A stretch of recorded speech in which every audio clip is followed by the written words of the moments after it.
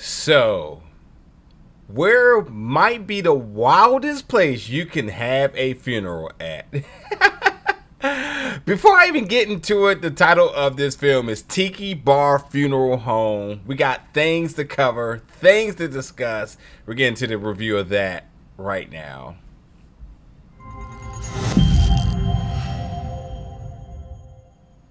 What's up, everybody, and welcome back to the channel today for another review. And today we're going to be reviewing the new film Tiki Bar Funeral Home, which made its world premiere this year at Dances with Films Film Festival 2023. Now, listen, the title alone struck my intrigue. I'm like, what? I mean, Tiki Bar Funeral Home. The options are unlimited right now in terms of the direction of what this film could be. And then truly, it started to make me start to question my own personal life. Where would I want to be? What would I like to have my funeral at? And things are starting to get a little unconventional now. You hear folks are having their funerals, their wakes, or whatever you want to call them, inside of clubs and all sorts of different things. So I said, well, Tiki Bar Funeral Home, huh? I'm not mad at that at all. But nonetheless, truly, to get on focus here, Tiki Bar Funeral Home, this short film that did just make its world premiere, is about the story of Adriana, who is played by Danielle Beckmann, who, after 12 years now, she returns to her hometown and attends her ex-boyfriend's Tiki Bar themed funeral, where basically she's ready to say her goodbyes. And well, beyond that, everything that she thought she was walking into, much like this film, you come out on the opposite end of wow. I was not expecting that here, because Adriana not only doesn't attend a funeral, but more of a celebration of life, because her ex-boyfriend hasn't quite kicked the can yet. And beyond that surprise, she also runs into Damon, who's played by Will Bandit, who, well, in this case, this happens to be her ex-boyfriend's best friend, and I think beyond that little triangle of thing, there may be some unconfessed love.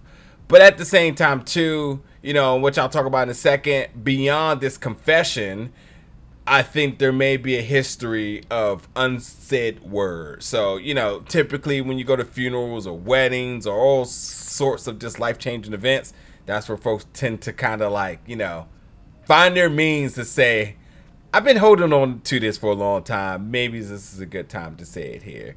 But with that, too, she gets there, realizes her ex is still alive, her ex's boyfriend is there, and all sorts of different things. So, Danielle Will, even for a short film, they have amazing chemistry together. You really buy into the story, and because it's a short film, you are very much intrigued about their whole story. You want to know about their past. You want to know about the potential of their future. And along with that, you're meeting all sorts of different other characters. You have a Gen A and a Gen E. They got this mean girl mentality. They're here for all the drama, all the tea. You have Renee, who also kind of comes in as Adriana's best friend. They have amazing chemistry together too. The two of them are definitely are like fly on the wall, trying to really get a sense of everything that's happening all around this, what was a celebration of life, but actually is a celebration of life here, because her boyfriend George isn't quite dead. So everybody's kind of having fun. And if you've seen the trailer, this ain't just folks coming by to share their fondest memories with George, but also folks are drinking, and there's a little bit of Bone Thugs and Harmony being played, all sorts of different things. Kathy, who is George's mom, as you would expect in the capacity of sorts, is definitely there.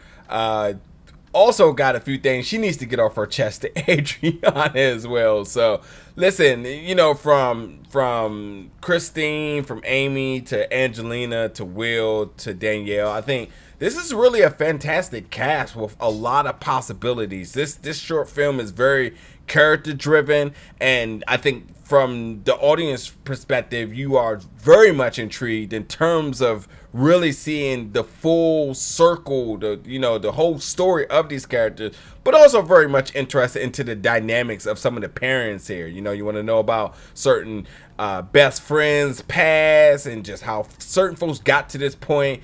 Adriana is billed as an actress who everybody really puts on a plateau, but Adriana makes it very clear that everything didn't go exactly as planned. So you kind of want to know about that story. George, who's basically a vegetable. You also want to know his story. You know, you want to see George when he's out and about. So there's a lot of intrigue with this, and much like all shorts, well, mostly all shorts, you definitely want to see this story fully fleshed out, and this is definitely one that I think you want to keep your eyes out for. I had a really good time. It's about 13 and a half minutes, so with that you get a lot of intrigue with these characters. You have a lot of intrigue with the story. There's a lot of directions that this film could go, and this is definitely one that I enjoy. So up and down the cast here, and even from our writer, director, producer, and Amy, who also stars as Jen A. I think she just did a fantastic job into making folks really, think you got something here. I think there's a lot of intrigue from what she was able to put together with this film, and I think that's surely a sign of good things to come. And in whatever direction that this short film decides to take, whether we get a feature-length film or whether we get some type of a series, I think there's a lot more story that the fans, including myself, want to see with this. So listen, by the title, Tiki Bar Funeral Home, if that doesn't interest you enough, hopefully this review does.